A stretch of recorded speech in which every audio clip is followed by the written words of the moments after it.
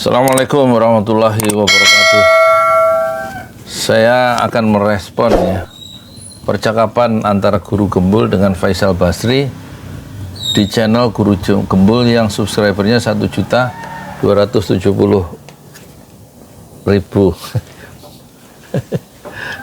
Selamat hati-hati lah. Ya, yang nonton ini ada 258.000 viewers, banyak ya, berarti manfaat ini. Dan Faisal Basri ini pernah bilang ke Luhut ya, menilai Luhut adalah lebih berbahaya daripada COVID-19. Padahal Luhut adalah orang yang paling dipercaya dalam kabinet Jokowi. Ada 27 jabatan yang pernah disandang oleh Luhut untuk melaksanakan tugas-tugas dari Presiden Jokowi. Sekarang kita lihat dia mau ngomong apa selama 43 menit 27 detik ya. Saya belum lihat ya ini sama sekali ya. Kita lihat Guru Gembul ini orang yang saya lihat beberapa videonya itu wawasannya luas ya. Daya-daya belajarnya tinggi dan bacaannya luas ya. Dan kelihatan itu dari, mohon maaf itu jidatnya lebar menunjukkan daya-daya belajarnya tinggi dan lebar tuh pengetahuannya. Dan dia memelihara jenggot ya. Sementara Pak Faisal Basri nyukur habis jenggot ya. Kumis pun nggak dicukur ya. Tapi sama-sama pakai kacamata. Sementara Guru Gembul ini pakai seperti jaket ya, yang kedinginan. Mungkin dia tinggalnya di mana sih? Di Bandung ya. Ini judulnya mengerikan. Faisal Basri _2. Hilirisasi nikel adalah pembohongan publik. Pemerintah kita tululul. Kita lihat ya. Ya, baik. Assalamualaikum, selamat datang kembali di Guru Gembul Channel. Sekarang saya akan berbicara tentang masalah hilirisasi, tentang masalah-masalah yang sekarang banyak diperbincangkan terkait dengan kebijakan-kebijakan ekonomi di Indonesia. Dan sekarang saya tidak mau bicara sendiri soal itu. Di sini ada salah seorang ekonom yang saya idolakan. Idolanya dia. Ini adalah Pak Faisal Basri. Ya, selamat datang Pak. Terima kasih karena bersedia hadir di sini. Ini pakai Zoom ya? Bapak dalam kondisi baik-baik saja ya? Atau tidak lagi sakit Pak? Mata aja agak kelingan gitu, nggak apa-apa. Insya Allah nggak terganggu. Iya, syukurlah. Ya, jadi Baraya semua bersama Pak Ihsan Nursi, Pak Faisal Basri itu adalah tokoh ekonom yang sangat saya idolakan gitu. Pak, kita langsung saja berbicara terkait dengan masalah di Indonesia. Pertanyaan yang sangat sederhana dan mungkin bisa dijelaskan secara lebih detail. Seberapa jauh ketergantungan industri dan ekonomi Indonesia terhadap Cina? Pertanyaan sederhana. Konco-konco, iki coba. Pertanyaannya kan sederhana, tapi jawabannya nggak main-main ini. Kita lihat seberapa jauh ketergantungan industri kita ke Cina. Industri kita nggak jalan,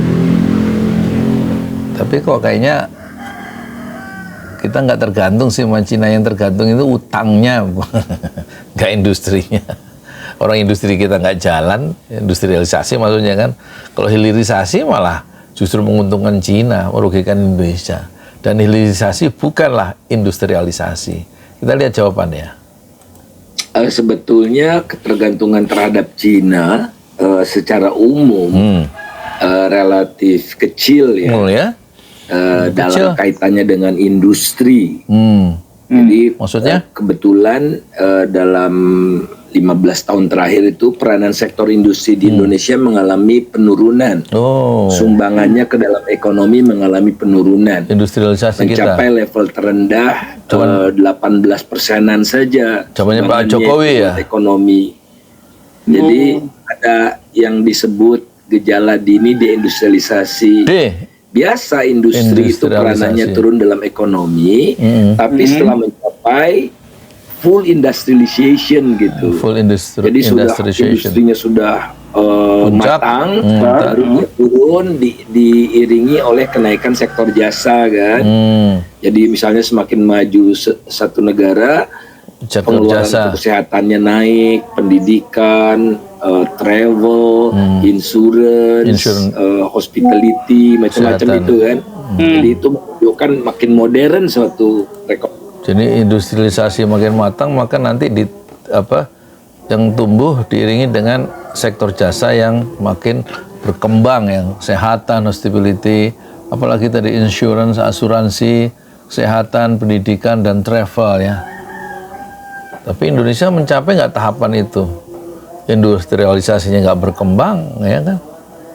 Ya tentu masyarakatnya ya masih susah nyari makan tiap hari, boro-boro sektor jasanya berkembang ya. Untuk bayar kesehatan, untuk bayar asuransi apa? Ekonomian. Nah, Indonesia belum menjadi negara maju, tapi industrinya sudah loyo. Oh. Nah, namun industri ini loyo, tidak menjadi perhatian pemerintah kelihatannya, dan oleh karena itu jarang dibicarakan oleh pemerintah yang namanya industrialisasi. Mau bypass, mau jalan pintas, keluarlah istilah hilirisasi.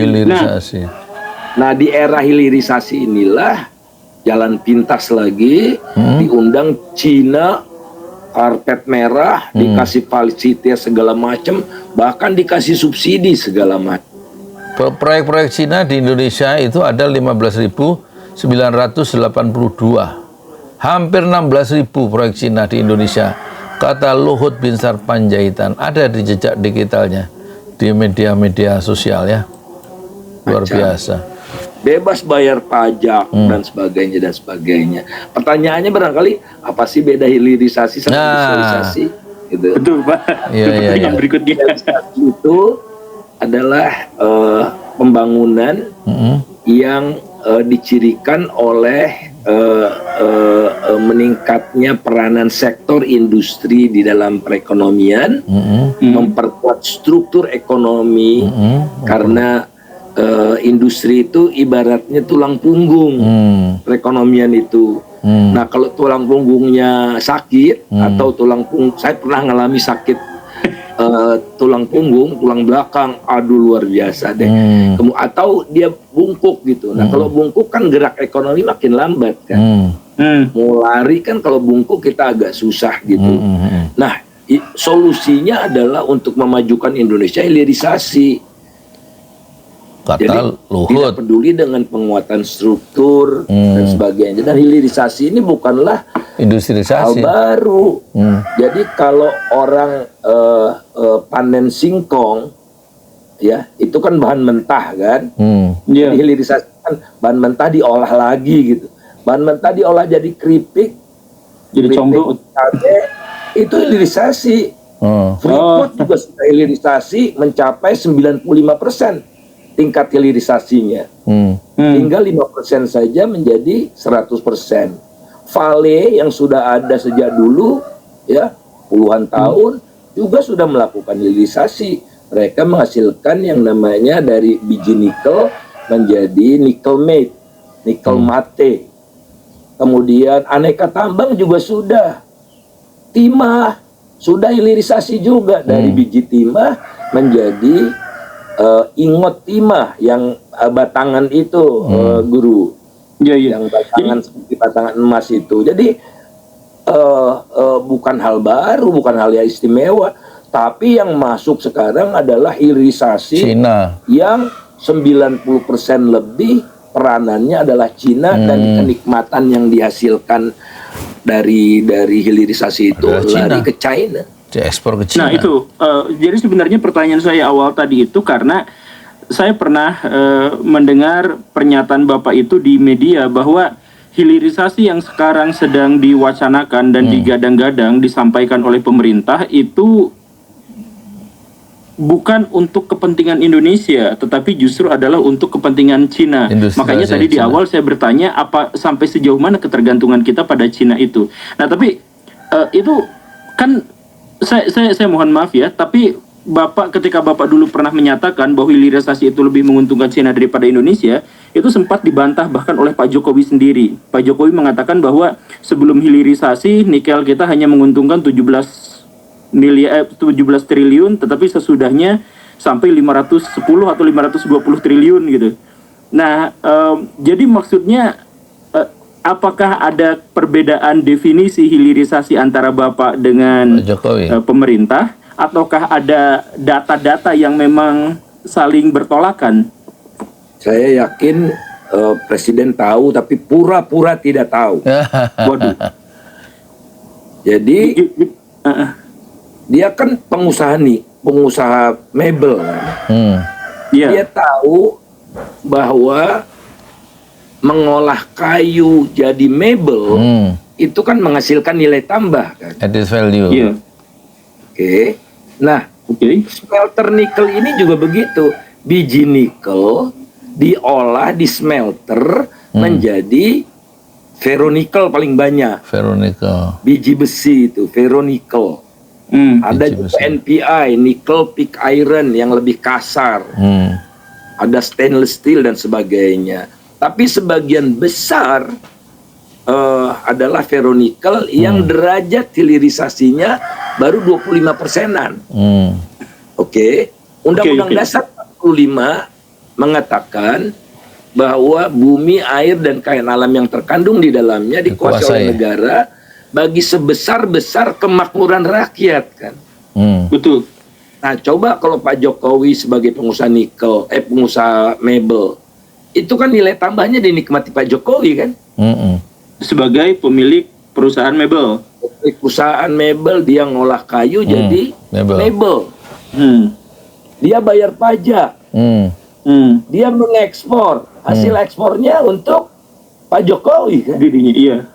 Warga negara Indonesia. Nah, kita lihat sekarang yang dimaksud Pak Jokowi, cuan Indonesia itu dari berapa puluh triliun menjadi 540 triliun. Iya. Oke, apa itu 540 triliun itu? Adalah nilai ekspor. Ke mana ekspornya? Ke Cina. Nilai ekspor oleh perusahaan smelter yang hampir 100% dari China. Ya, uang hasil ekspornya kan ke China kan? Oh, jadi yang melakukan hilirisasi dalam hal ini Cina. Di bawah naungan perusahaan-perusahaan Cina. Lebih. Saya mohon maaf Pak, kalau misalkan diminta pertanggungjawaban apakah data ini valid gitu, bahwa lebih dari 90% smelter atau perusahaan-perusahaan untuk hilirisasi itu memang berasal dari Cina, itu memang ada datanya? Ada dengan mudah. Saya pakai ilustrasi saja. Saya nih sayangnya tidak bisa menunjukkan data, tapi nanti saya kirim data saya guru ya, the latest one yang saya punya, tapi tidak terbaru sekali gitu. Tapi yang saya katakan kan di tulisan saya bahwa Pak Jokowi itu telah melakukan berulang kali penyesatan publik. Saya berani mengatakan itu dan mempertanggungjawabkannya, dibawa ke pengadilan pun siap. Waduh. Karena saya ngerti sekali Pak Jokowi itu tahu tapi pura-pura tidak tahu. Tahu pura-pura nggak tahu. Kayak nggak tahu Pak Jokowi aja. Gitu. Siapa di Indonesia ini nggak tahu siapa Pak Jokowi? Maksudnya sifat-sifatnya. Kalau kata orang-orang itu ya antara yang dikatakan dan yang diucapkan tuh nggak sama.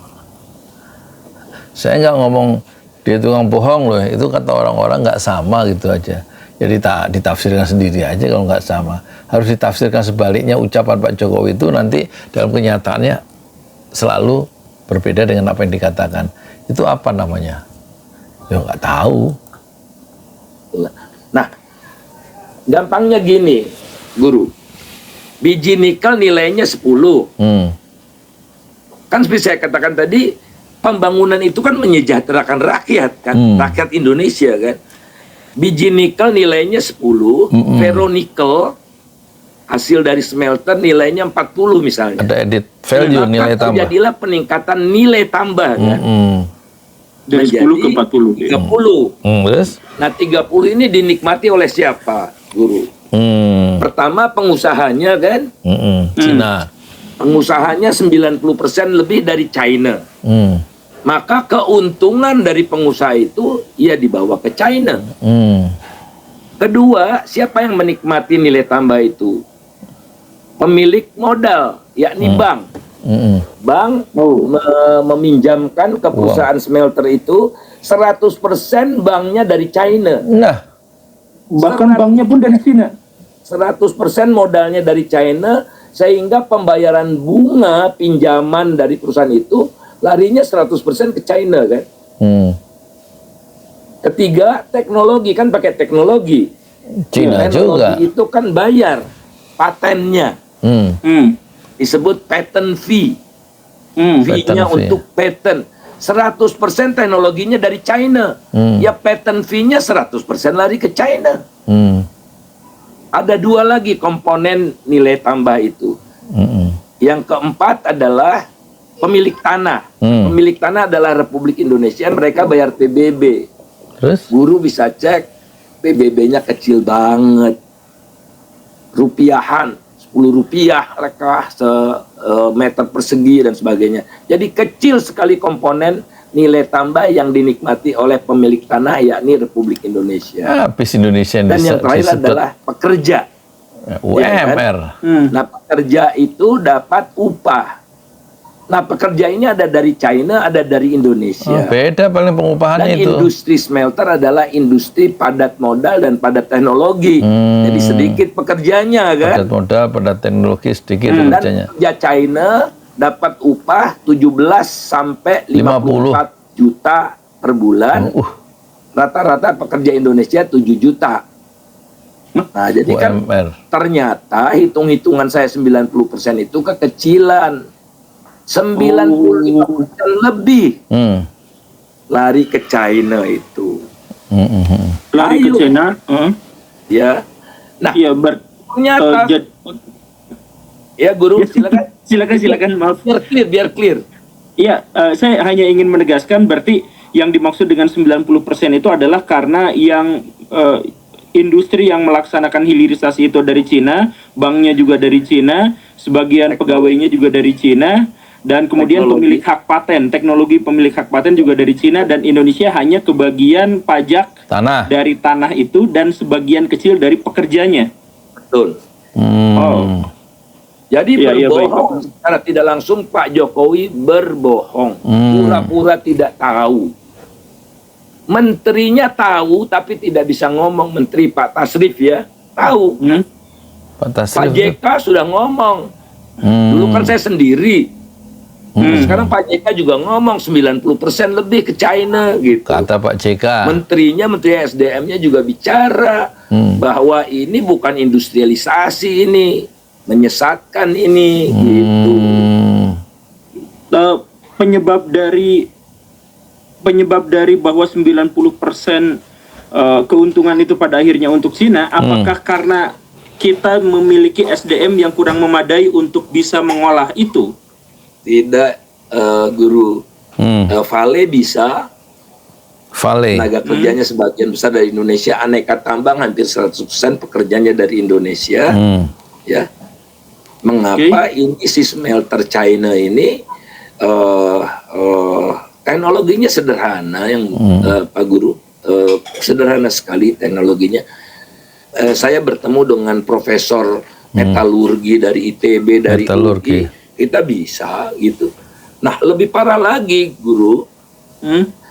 Kan kalau Freeport yang sering dicuci maki oleh masyarakat itu kan. Kalau Freeport itu kan dapat untung ya.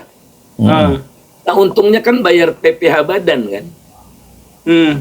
Masih dapat kita.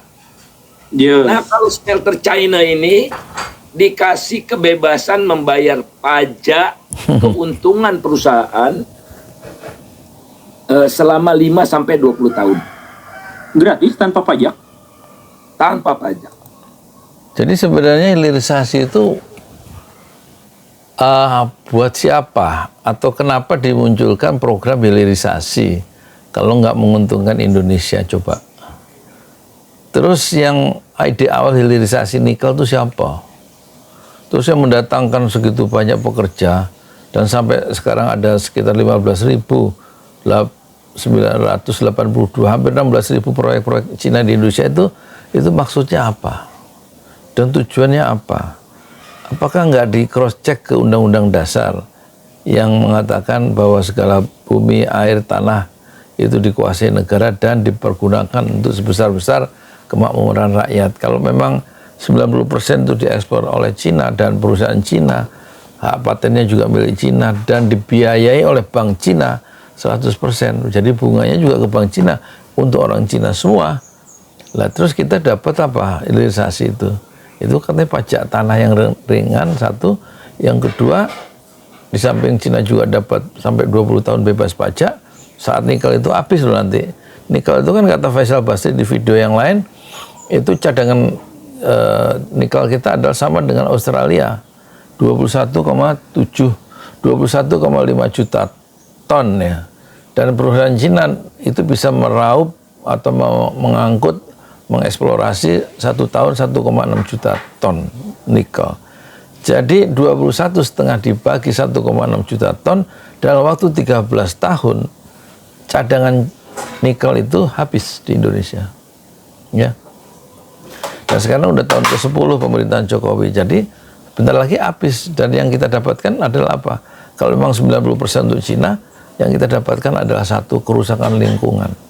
Pegawai-pegawai dari Indonesia cuma dapat 7 juta, sementara katanya tadi pegawai dari Cina itu minimal 17 juta dan paling tinggi 54 juta karena teknologi karena teknologi smelter itu atau teknologi hilirisasi nikel itu semuanya dikerjakan atau padat modal, nggak memerlukan tenaga yang banyak dan dikerjakan oleh teknologi dari Cina. Jadi sebenarnya kerugian tetap ada di pihak Indonesia. Lah ngono saja nih. Jadi terus Pak Jokowi ini sebenarnya membangun negeri atau menguras SDM yang diberikan ke Cina ya. Jadi gimana? Orang-orang seperti Faisal Basri yang bisa melihat persoalan secara akademik itu betul-betul membuka ya wawasan kita, membuka perspektif kita dan membangkitkan kesadaran kita bahwa Indonesia itu sedang dikuras sumber dayanya dengan cara yang yang lebih bahasa yang keren, hilirisasi nikel. Tapi yang kita dapatkan adalah kerusakan lingkungan dan habisnya sumber daya alam yang kita tidak dapat apa-apa kecuali pekerja-pekerjanya itu dapat gaji 7 juta sebulan untuk kawasan Halmahera dan sekitarnya ya, Sulawesi. Pajak keuntungan. Nah, ada satu lagi. Ada satu lagi.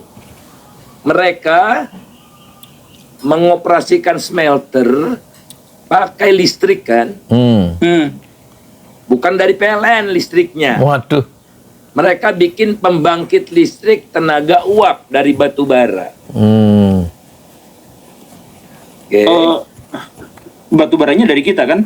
Tapi batu baranya dari kita. Tahun 2022 yang saya ingat ya, harga batu bara itu rata-ratanya tahun 2022 $345 per ton. Buat perusahaan Cina ini $70 saja. Jadi sudah dapat kenikmatan semua ini, disubsidi batu baranya. Apa sebenarnya pertimbangan untuk memanjakan dalam tanda kutip Cina sampai seperti ini gitu, Pak? Wah, pertanyaan bahkan bagus sampai ya. Batu baranya pun harus pertanyaan bagus. Harganya jadi tinggal seperempatnya gitu. Ya, apa juga betul. Iya, nah itu apa yang membuat pemerintah kita memilih Cina dan meninabobokan mereka, dan memberikan fasilitas yang sangat luar biasa, subsidi yang sangat besar tanpa mereka memberikan pajak kepada kita, tanpa kompensasi yang memadai atas pertambangan misalkan yang batu bara dan sebagainya. Kenapa kita memberikan itu kepada Cina? Apa yang Cina tawarkan untuk kita? Apa reasoningnya? Nah itu kan ini mesti ada suap penyuap kita sini. Tidak tahu. Kita tidak tahu. Mungkin saja China upeti kayaknya. Minta tolong oleh Jokowi, mungkin saja. Ya karena tidak mungkin gratisan stop itu kan. Stop sih. Ini kan top sekali kan. Mungkin aja tolong dong Cina Utak-atik tuh algoritma buat 2024 bisa saja. Iya, tapi ini baru kemungkinan bisa saja gitu ya. Ya. Ada lagi kemungkinannya, udah pasti itu. Desain ibu kota baru dikasih ke China. Kemudian desain ibu kota baru. Kemudian mereka minta kereta cepat. Kasih. Yang kacau balau itu. Kacau balau itu. Kemudian minta yang lain-lain, konsesi ya di bidang-bidang yang lain, kita tidak tahu. Karena itulah kalau pemerintahan baru nanti kita bongkar ini hak angket, hak budget, nyata-nyata kok saya bisa membuktikan dan saya sudah sampaikan ke KPK juga. Ya saya sudah presentasi ke Pak Luhut juga gitu. Ya. Terus apa komentar saya Pak sudah sampaikan concern saya ini ke Pak Luhut juga, ke Bahlil, ke Pak Bahlil, kemana-mana saya sudah sampaikan. Mereka mengiyakan apa yang saya katakan. Kalau ngomong berdua, saya jadi bingung ini Pak. Ada konspirasi di balik konspirasi ya. Tapi balik lagi. Jadi pertanyaan saya di awal itu seberapa jauh sebenarnya ketergantungan Indonesia terhadap Cina? Bapak bilang tadi justru malah kecil. Tapi setelah mendengarkan penjelasan Bapak barusan, berarti kita memang benar-benar memiliki ikatan yang sangat kuat dengan Cina, entah bagaimana ceritanya, tetapi bentuk kerjasamanya benar-benar menunjukkan bahwa kita dengan Cina itu keterikatannya sangat besar, kan? Yang saya maksud tadi sepanjang sejarah ketergantungan kita pada China relatif kecil. Ada smelter inilah dan ketergantungan Indonesia pada China ya cuma di smelter kok. Di lain-lain kecil ada, mereka punya pabrik semen ya. Ya mereka punya assembling mobil, wuling, tapi kecil, relatif kecil semua. Nah memang jadi ekspor Indonesia ke China itu terbesar. Total ekspor Indonesia ke China terbesar. Impor Indonesia dari China pun terbesar. Ya betul itu. Tapi kan itu perdagangan. Ya perdagangan. Indonesia sempat dalam tanda kutip bersitegang dengan WTO dan Uni Eropa terkait dengan nikel. Yang kemudian banyak rakyat Indonesia yang mendukung pemerintah Indonesia karena bukti bahwa orang-orang Barat itu tidak suka dengan hilirisasi itu adalah bahwa mereka sampai menuntut Indonesia di pengadilan dan seterusnya. Apakah Indonesia terlibat konflik dalam tanda kutip dengan WTO dan perusahaan-perusahaan dan Uni Eropa itu justru ada kaitannya juga dengan keuntungan Cina? Jadi di belakang Indonesia itu ada Cina gitu. Kita kan menjadi anggota WTO, World Trade Organization. Nah, WTO itu mengatur agar perdagangan dunia itu marak gitu. Marak. Karena sejak zaman Rasulullah juga kan berdagang itu suatu profesi yang mulia ya. Karena bisa saling menukarkan. Diciptakan manusia bersuku-suku, berbangsa-bangsa adalah untuk saling berkenalan.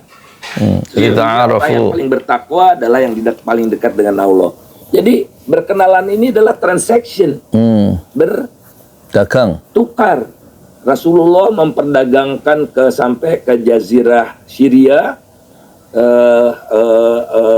barang-barang produksi Arab. Kemudian beli karpet dari Jazirah Persia, beli cangkir keramik dari China. Ada jalur sutra dulu kan. Jadi perdagangan itu kalau perang, kalau saling menutup dagang, kita merugi seluruh masyarakat dunia ini. Oleh karena itulah kita didorong untuk bergaul. Nah, diaturlah cara bergaul yang baik. WTO ini berdagang.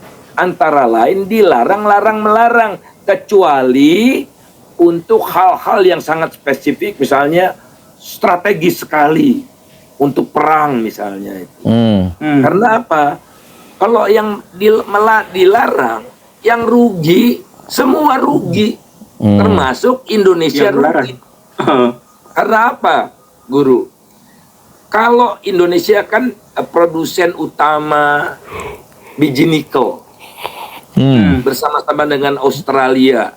Dilarang ekspor. Cadangannya 21 juta ton. Setengah. Produksi Indonesia itu 1,6 juta. Sebagian besar diekspor. Tiba-tiba produsen terbesar menghambat atau melarang ekspor. Kan di pasar dunia biji nikel jadi langka kan. Jadi langka. Kemudian harga nikel di dunia naik, melonjak. Kalau melonjak, maka pengguna nikel misalnya pabrik baterai ya, kendaraan listrik itu niscaya sunnatullah akan berusaha keras untuk mencari pengganti nikel. Ketemu sekarang yang namanya ferrofosfat yang jauh lebih murah. Ferrofosfat. Muncullah yang nama sodium fosfat yang dari garam. Muncullah hidrogen. Jadi usia nikel ini paling 10 tahun lagi habis. Itulah ketololan Indonesia itu. Kalau di sidang jatuh ya Pak ya? Karena pasokan dari Indonesianya naik, meningkat. Nikel 99 ya, Guru ya. Nikel 99% itu yang kadarnya 99% itu. Nah, malu nggak kita nanti di persidangan WTO ditelanjangkan, dibuktikan oleh mereka, kok kalian sebodoh itu sih melarang ekspor, kalian nggak dapat apa-apa. Bahkan tadi Guru kan mulai dari 90, kemudian saya 95, kalau ditambah subsidi energi, Guru, minus kita, ditambah lagi dengan kerusakan lingkungan, dimasukkan situ, minus kita. Betapa pemimpin bangsa ini, oleh karena itu harus kita ganti kan. Betapa tololnya pemimpin bangsa ini. Kepemimpinan Pak, atau dalam beberapa bulan ke depan. Cuman betapa tololnya. Jadi pemimpin bangsa kita. Ketika kita dalam tanda kutip itu ribut dengan WTO, sebenarnya kita bukan sedang memperjuangkan hak bangsa Indonesia, bukan sedang memperjuangkan idealisme sebagai pemilik nikel. Ya ini kan milik kita, ya terserah kita mau diapain gitu kan, pernyataan pemerintah pada waktu itu. Nah berarti sebenarnya bukan untuk itu, tapi justru malah membuat Indonesia rugi karena nikel akhirnya tersendat di dunia dan industri-industri kemudian mencari bahan bakar, mencari bahan alternatif, dan setelah menemukan bahan alternatif, nikelnya sekarang jadi nggak laku, harganya murah, dan kita yang sekarang dorong ekspor lagi. Ya, ambal lagi membanjir di pasar dunia. Pak Guru, mohon maaf kalau saya tanya, Pak Guru punya putra usia berapa? Saya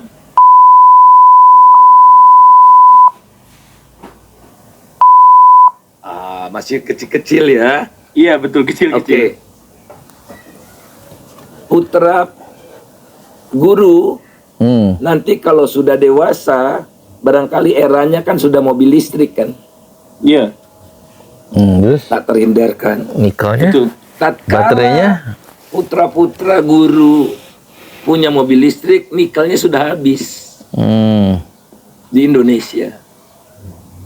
Karena hitung-hitungan saya, ya berdasarkan data 2022, dia Faisal Basri pernah menghitung kereta cepat itu baru lunas sampai kiamat, saking lamanya, yaitu sekitar break even point dari kereta cepat Jakarta-Bandung, sebenarnya bukan Jakarta-Bandung tapi Halim Padalarang, itu BEP-nya, break even point-nya baru lunas, balik modal titik impasnya itu sampai 139 tahun. Berarti sekarang belum untung, nanti untungnya pada tahun ke 140 kereta cepat. Itulah bagian dari apa istilah tadi Faisal Basri, ketololan pemimpin-pemimpin bangsa kita ini yang sedang memerintah? Itu 13 tahun lagi habis.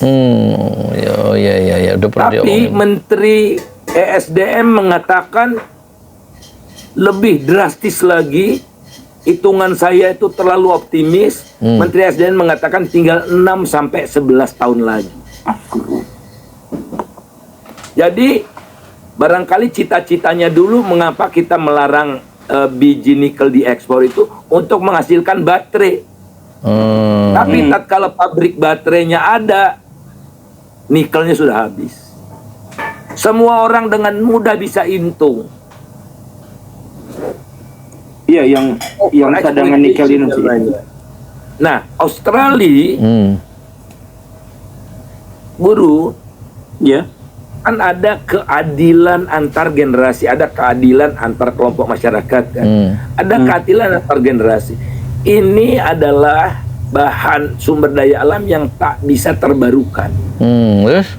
Oleh karena itu, kalau dikeruk sebanyak-banyaknya sekarang, maka generasi yang akan datang nggak dapat. Nggak adil berarti untuk generasi mendatang ya. Nah, oleh karena itu Australia yang punya 21 juta ton juga Sama dengan itu kita. dieman-eman karena tahu ini barang bagus. Dihemat-hemat. Dipaksakan.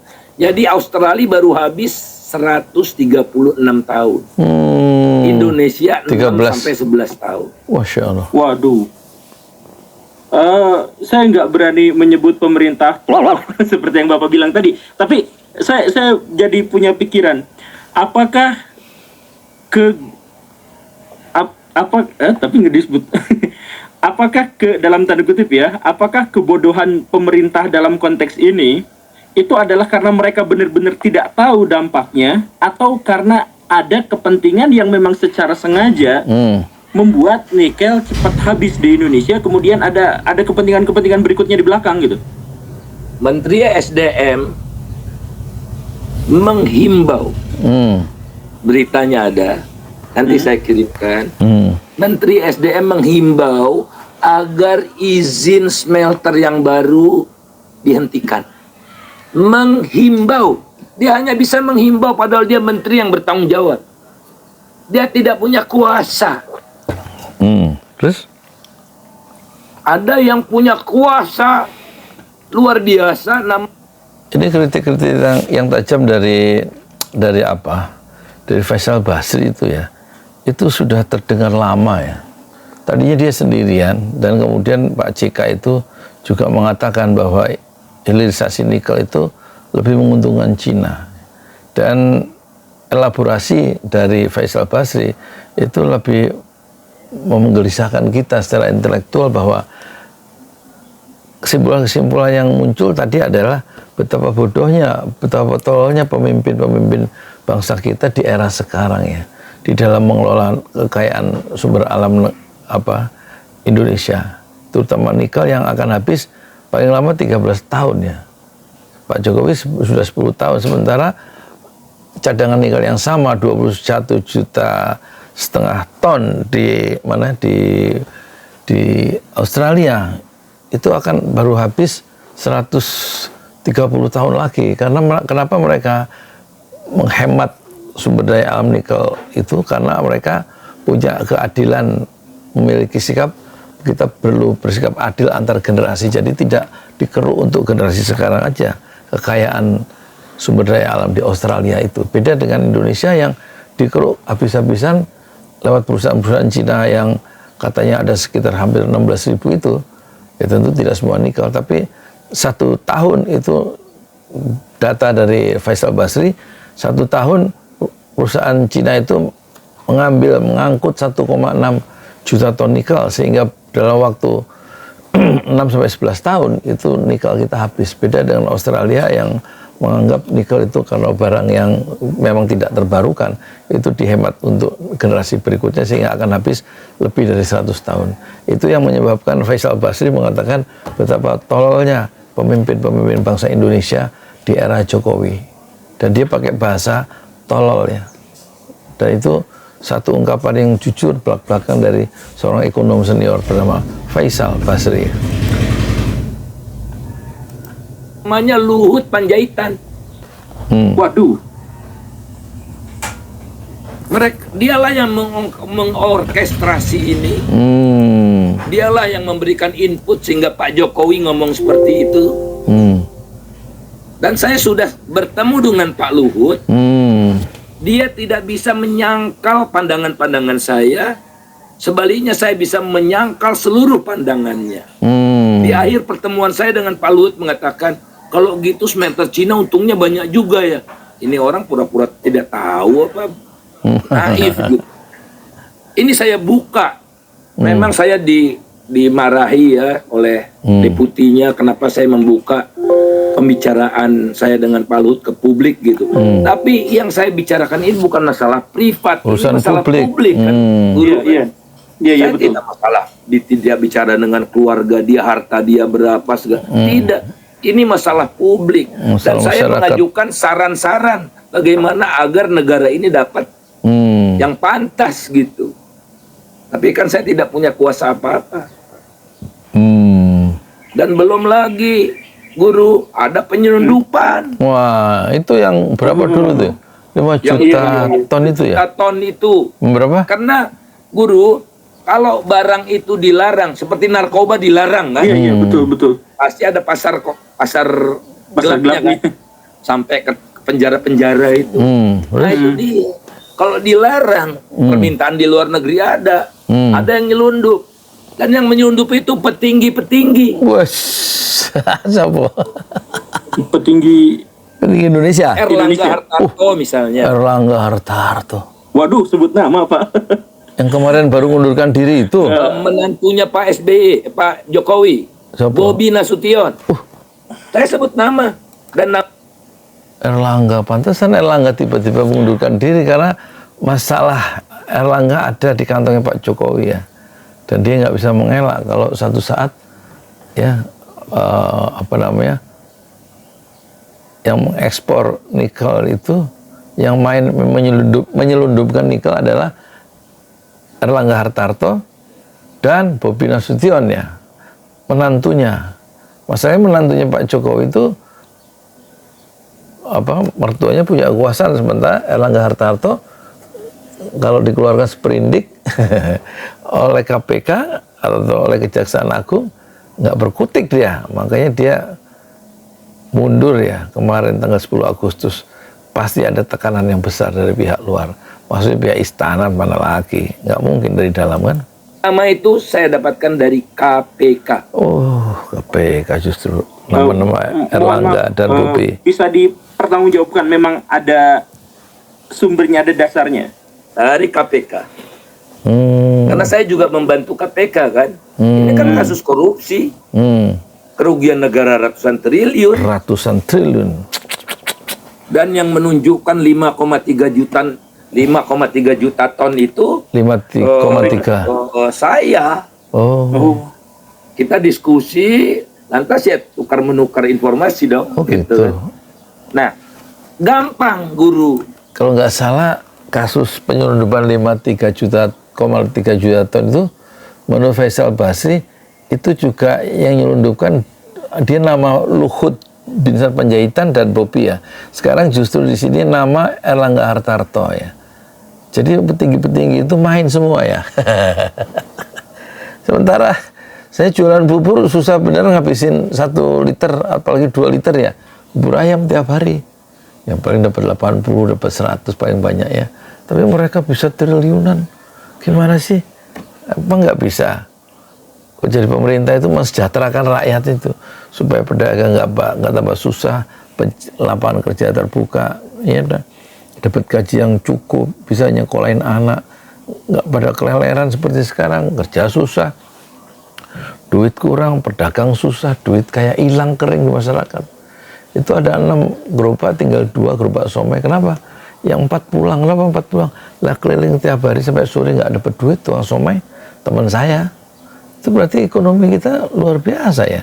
Sementara atas berpesta pora, makan uang triliunan ya, melakukan pencurian, ya nggak tahu lah. Jadi kan biji nikel ini dilarang ekspor. Terus? Dilarang ekspor kan? Dilarang. sehingga data ekspor biji nikel Indonesia itu nol dari tahun 2020 sampai 2022. 2020 sampai 2022. Saya kan nggak percaya. Karena ada sifat setan pada diri manusia. Nyelundup, untungnya gede. Fujuroha wa taqwaha. Ada kecenderungan manusia untuk takwa dan melakukan fujur, ya. Ya sifat setan tadi. Dan dia pakai perspektif Al-Quran, ya, Faisal Basri itu, bahwa ada sifat setan dalam diri manusia. Dek dong. Nah, gampang sekali, Guru. Kita cek di WTO itu ada namanya ITC, International Trade Center. ITC, International Trade Center. Dia kompilasi statistik perdagangan luar negeri semua negara anggota. Nah, saya cek Cina. Ada. Cina mengimpor biji nikel dari Indonesia. Ada ternyata. Jumlahnya? Indonesia yang tidak melaporkan. Yang Indonesia bilang nol. Nol. Karena dilarang kan? Iya, Cina melaporkan ada 5,3 juta ton selama tahun 2020 sampai 2022. Itu dulu waktu ketahuan pertama kali di media kan ribut, ya. Terus soal penyelundupan 5,3 juta ton nikel. Yang ternyata mainnya orang-orang Indonesia, petinggi-petinggi pemerintahan Jokowi, ya. Tapi kata Luhut, kemudian Luhut bilang waktu itu, inilah pembelajaran, ya. Ya, dengan kebobolan atau ekspor ilegal 5,3 juta ton, kata Luhut, inilah pembelajaran. Karena sistemnya istilahnya kalau nanti sudah digitalisasi, nanti kemungkinan bocor itu udah hampir nggak ada, kata Luhut. Tapi ternyata kata Faisal Basri, selalu ada sifat setan dalam diri manusia, apalagi nikel yang untungnya bertriliun-triliun. Kita nggak dilarang ekspor, datanya di Indonesia nol ekspornya, ya kan? Tapi di ITC, International Trade Center, yang mengkompilasi seluruh perdagangan dunia dari anggota-anggota WTO, ya, itu di Cina ternyata dia mengimpor biji nikel dari Indonesia 5,3 juta ton. Datanya ada dan terbuka. Itu berarti ada penyelundupan. Dan yang main siapa? Yang main salah satunya adalah Luhut, kemudian Bobi Nasution dan Erlangga Hartarto, yang disebut secara langsung oleh Faisal Basri.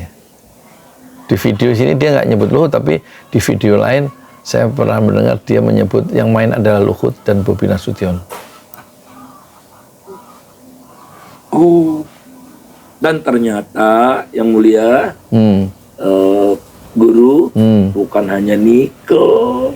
Saya baru dipresentasikan oleh tim dari Kejaksaan dan KPK, ya. Ini kawan kita mata rantainya segala macam. Nah, pada titik ini saya nggak mau sebut nama karena masih diinvestigasi.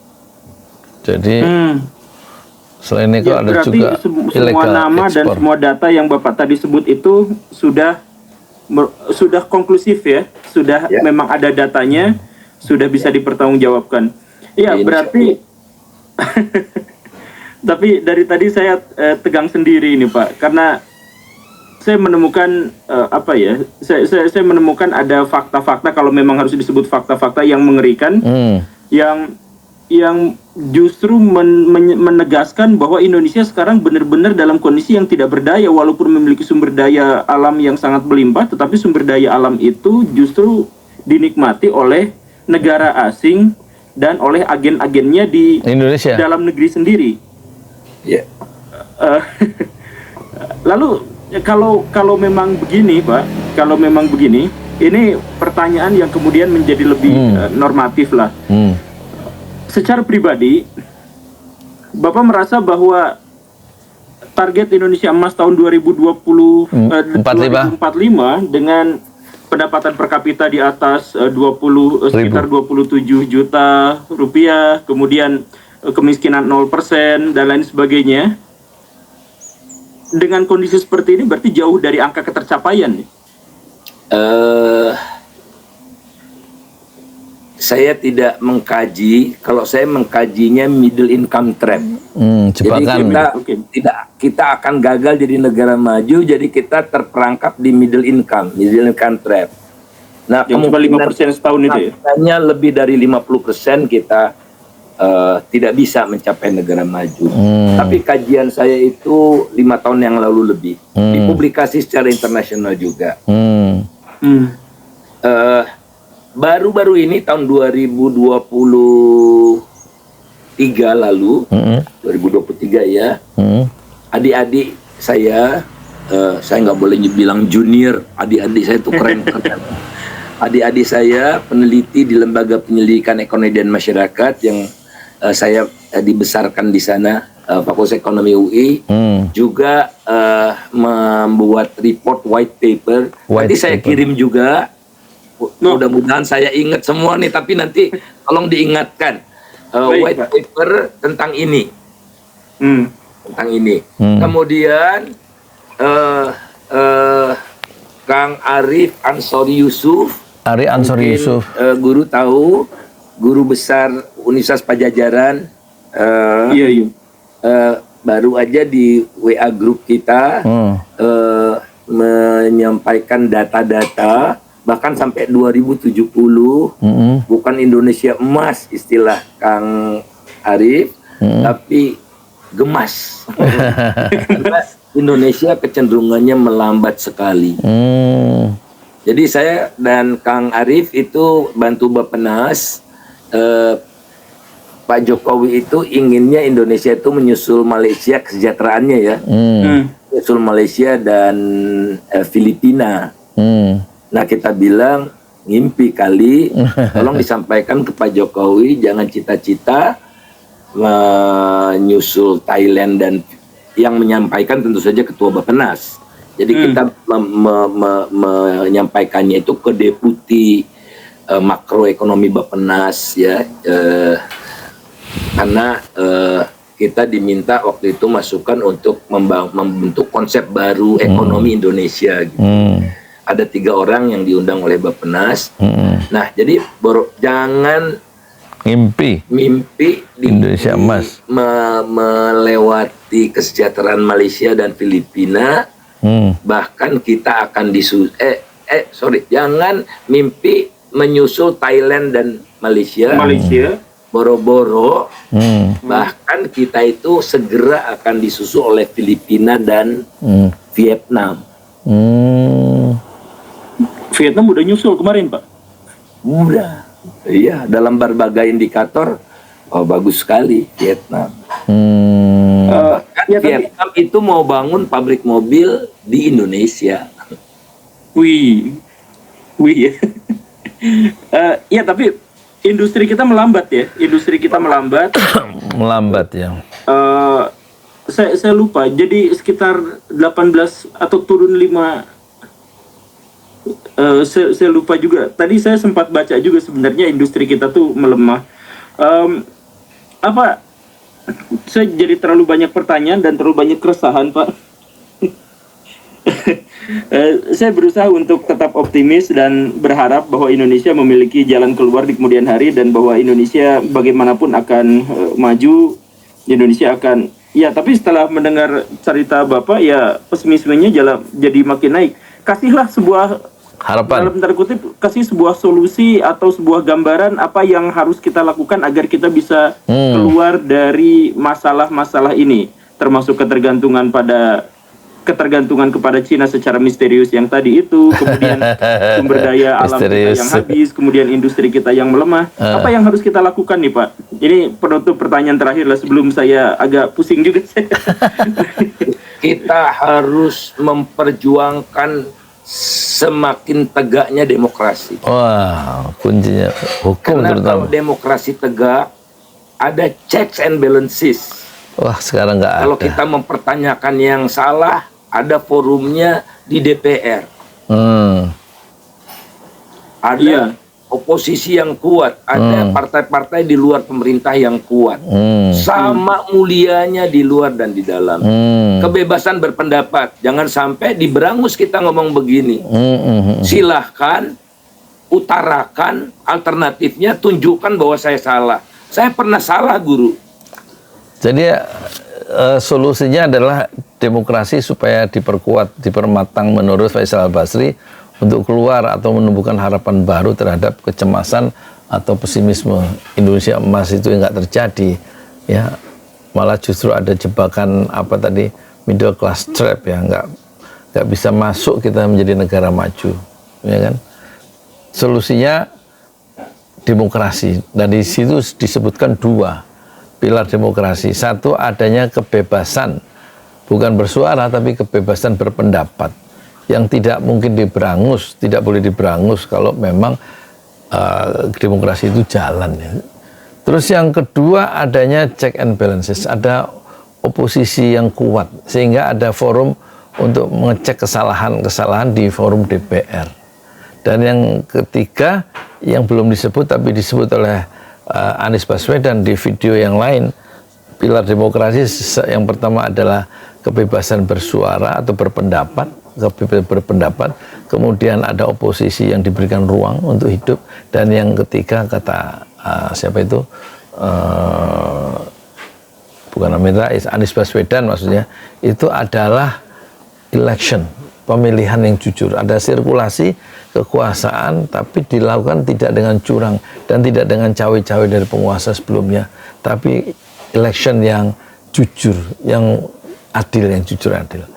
Dan tiga-tiga pilar itu tampaknya itu yang masih menjadi persoalannya. Election yang kemarin, yang 14 Februari, begitu penuh dengan kecurangan, ya.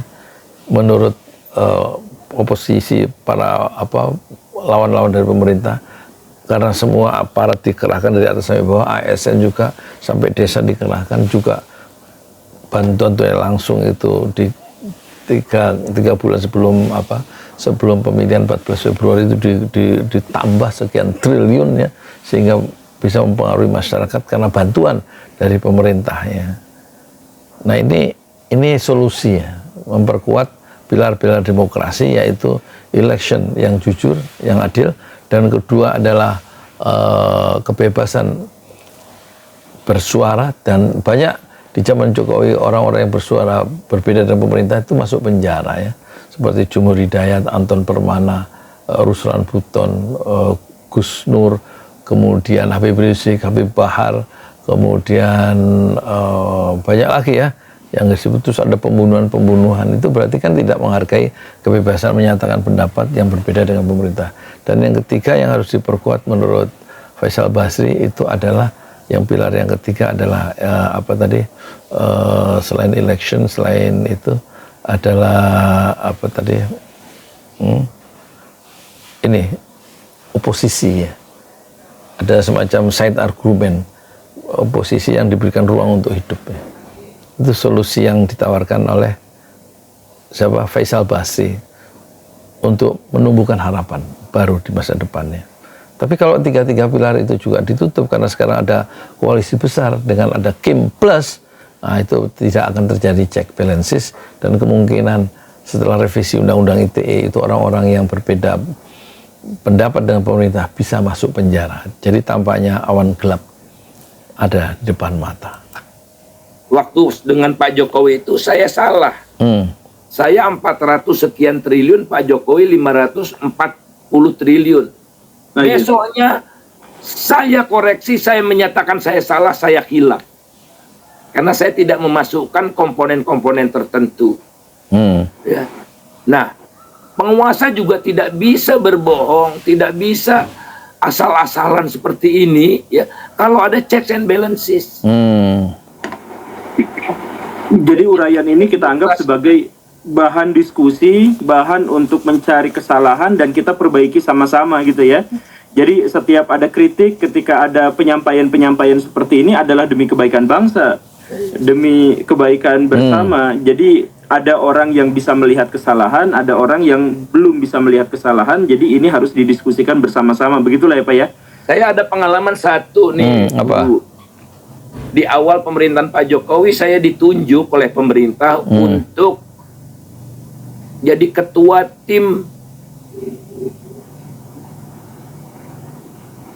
anti mafia migas. Mungkin guru masih ingat. Anti. Anti mafia. Saya itu 6 bulan. Ketemu aliran dananya, ketemu siapa aja yang menerima, ketemu mafianya namanya Reza Khalid, ya. Dan begundal-begundalnya yang lain gitu ya.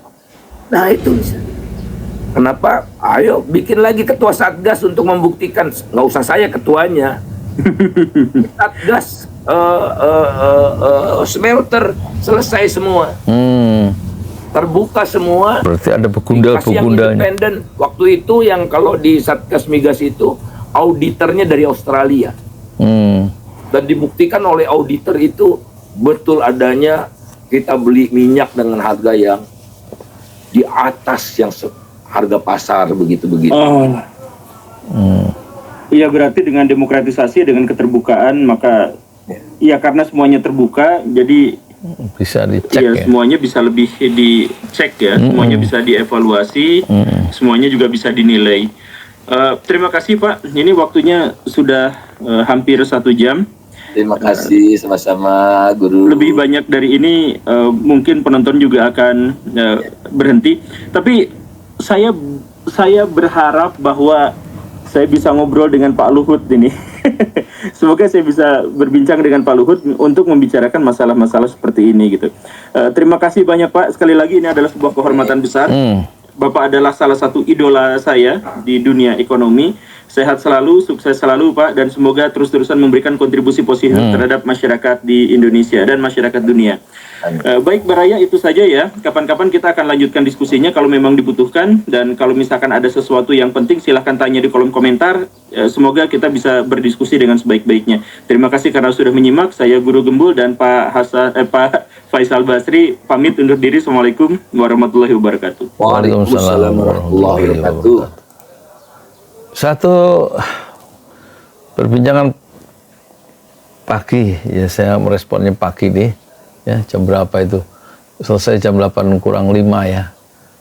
Sangat menarik ya, hari ini hari Rabu, tanggal 14 Agustus ya.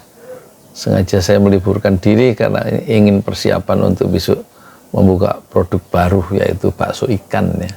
Bakso ikan dan juga piscok ya, pisang coklat ya, serta bubur ayam. Jadi kita persiapan hari ini libur, nggak jualan bubur ayam, dan kita merespon dari Guru Gembul satu perbincangan yang menarik yang berjudul Faisal Basri .2 hilirisasi nikel adalah pembohongan publik pemerintah kita TULUL. Assalamualaikum warahmatullahi wabarakatuh.